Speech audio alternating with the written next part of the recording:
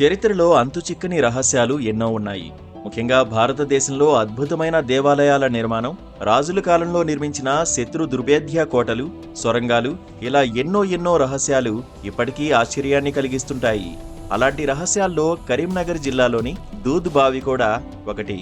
అవి నీళ్లే, కానీ పాలలాగా తెల్లగా ఉంటాయి. కాకతీయ ప్రతాపరుద్రుడి కాలంలో నిర్మాణమైన మొలంగూరు కోటలో ఉన్న ఓ రహస్య బావిపై ఏబిఎన్ కథనం.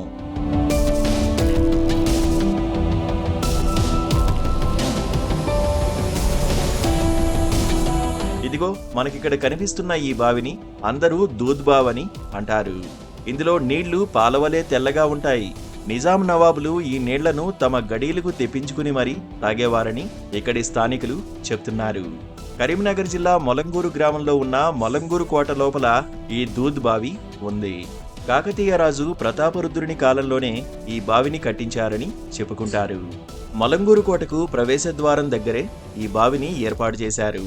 అయితే ఈ బావికి దగ్గరలో ఎలాంటి చెరువులు, ఓటలు, వాగులు, వంకలు లేవు. కానీ ఈ బావిలోని నీళ్లన్నీ తెల్లగా ఉండడం ఇప్పటికీ అంతుచిక్కని రహస్యంగా ఉంది. ఈ దూద్ బావిపై ఇప్పటికే అనేక రకాల ప్రయోగాలు జరిగాయి.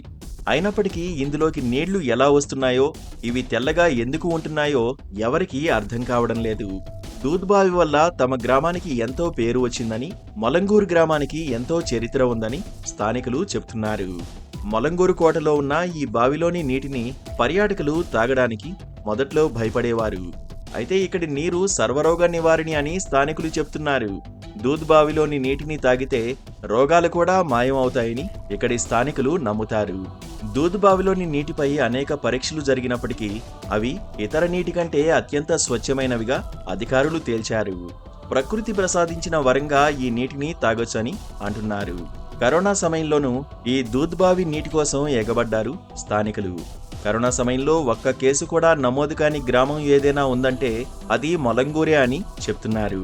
దూద్ బావిలోని నీటి మహిమ వల్లే తమ గ్రామానికి ఎక్కువగా రోగాలు దరిచేరవని అంటున్నారు. ఎక్కడి నుంచో ఈ దూద్ బావిలో నీటిని తాగేందుకు వస్తుంటారు. ఇప్పటికీ అంతుచిక్కని ఈ రహస్య బావిపై ఎన్నో పరిశోధనలు జరిగాయి. అయినా నీటి ఓటపై ఎవరూ ఏమీ తేల్చలేకపోయారని స్థానికులు చెబుతున్నారు.